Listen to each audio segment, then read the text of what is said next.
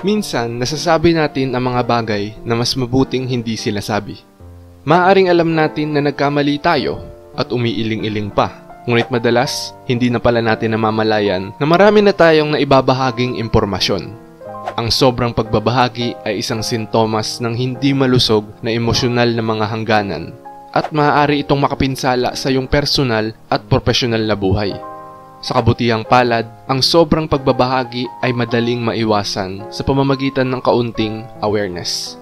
Kung nagtataka ka kung hanggang saan lang ba dapat ang linya, ito ang ilang mga palatandaan na nag-overshare ka ng mga impormasyon.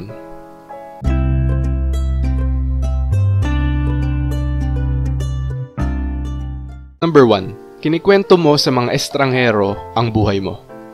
Isa sa mga golden rule na dapat mo lang ibahagi ang mga pribadong detalye sa mga taong pinagkakatiwalaan mo. Ang pagbabahagi ng personal na impormasyon sa mga taong kakakilala mo pa lamang, halimbawa yung mga phobia mo, mga malubhang problema, o mga sensitibong paksa, ito ay isang senyales ng oversharing. Kahit na sila ay mukhang open-minded at mabait, ang labis na pagbabahagi sa mga estranghero ay isang pagkakamali. Maaari kang maging vulnerable sa mga taong hindi dapat pagkatiwalaan at maaari rin itong makapinsala sa isang potensyal na relasyon. Maaari din itong maging awkward sa iba na nagiging dahilan upang iwasan kanila sa hinaharap. Number 2. Iniiwasan ng mga kaibigan mo na magkwento sa iyo. Maaring mas aware ang iyong mga kaibigan sa iyong labis na pagbabahagi kaysa sa iyong sarili. At kung hindi sila komportable na kumprontahin ka tungkol dito, maaaring huminto na lang sila sa pagsasabi sa iyo ng mga bagay o umiwas sa paggugol ng oras sa iyo. Kung sobra kang nagbabahagi, maaaring itago sa iyo ng iyong mga kaibigan ang mga bagay sa pag-aakalang sasabihin mo ito sa ibang tao. Maaaring pagod na din sila sa pakikinig sa iyong mga emotional breakdowns at negativity. Isipin mo, marami ka bang alam tungkol sa kanila gaya ng alam nila tungkol sa iyo?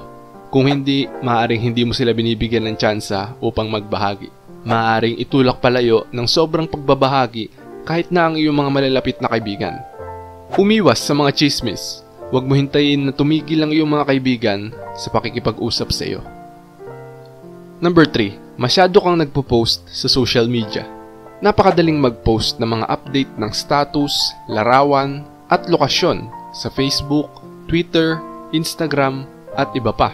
At maaari ka ring hikayatin ng modernong kultura na magbahagi ng mga pribadong impormasyon. Gayunpaman, ang labis na pagbabahagi ay maaaring magresulta sa mga negatibong resulta. Isipin mo kung gaano karaming impormasyon ang binabahagi mo sa social media.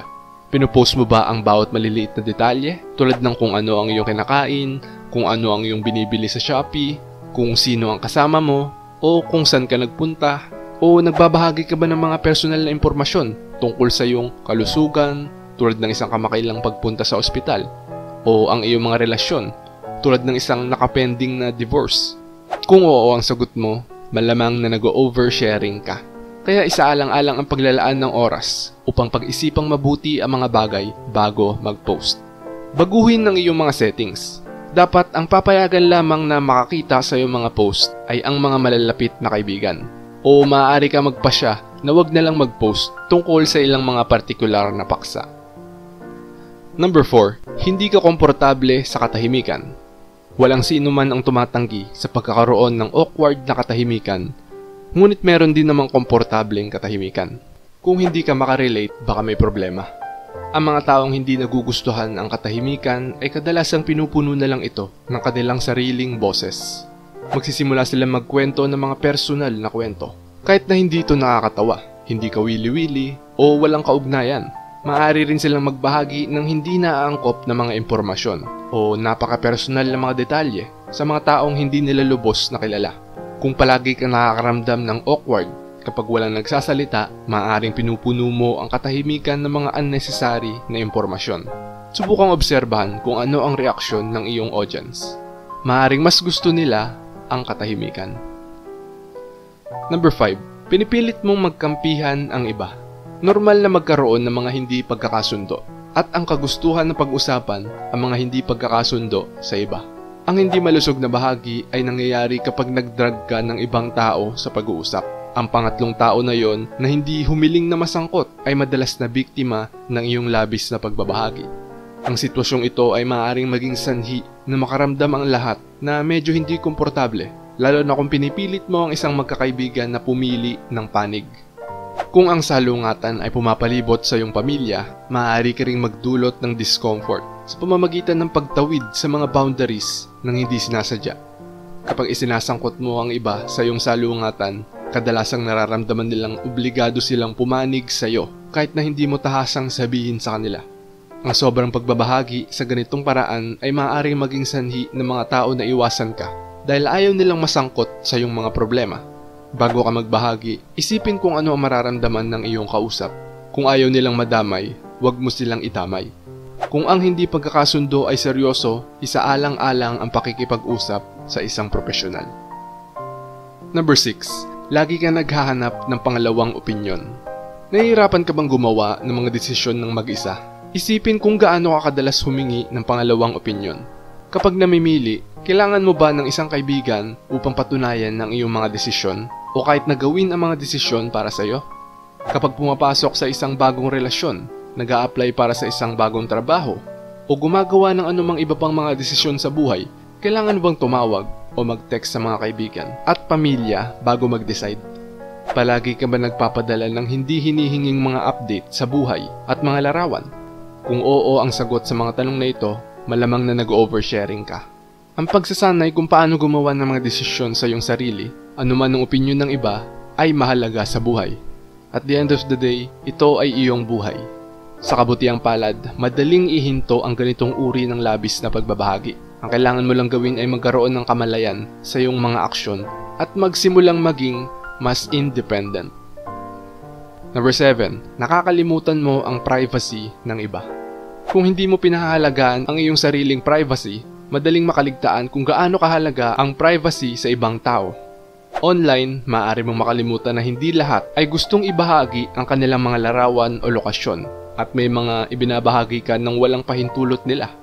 Offline, maaaring hindi mo sinasadyang ibahagi ang mga personal na detalye na gusto nilang panatilihing pribado. Bilang karagdagan, ang pagbabahagi ng isang personal na pag-uusap ay ginagawang hindi komportable ang lahat. Kabilang ang taong nakausap mo sa orihinal na pakikipag-usap at ang taong binabahagian mo nito ngayon. Ang pagchichismis sa ganitong paraan ay maaaring umiwas ang iba sa pagtitiwala sa iyo.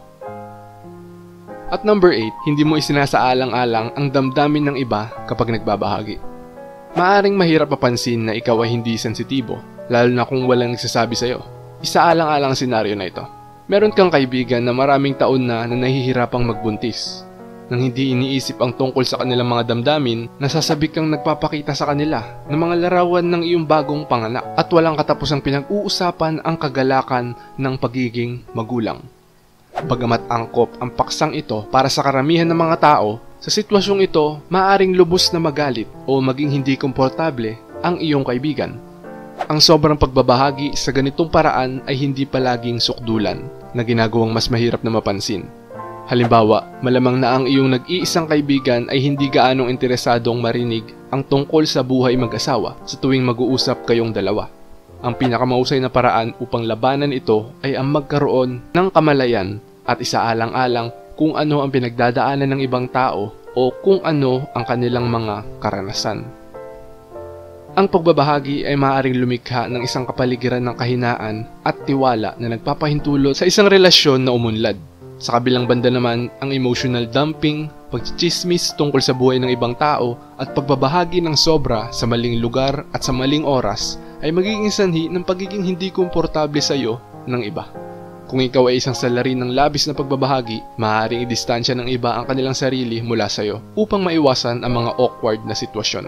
Ang pagkakaroon ng kamalayan sa kung ano ang binabahagi mo kapag binabahagi mo ito at kung ano ang reaksyon ng iba ay makakatulong sa iyong malaman kung ano ang nararapat at hindi nararapat na sabihin. Maaari ka ring humingi ng pahintulot sa iba at bigyan ng iyong sarili ng mas maraming oras para mag-isip bago magbahagi. Nga pala, mahiyain ka ba? Alam mo ba na maganda yan? Panoorin mo sa video na to.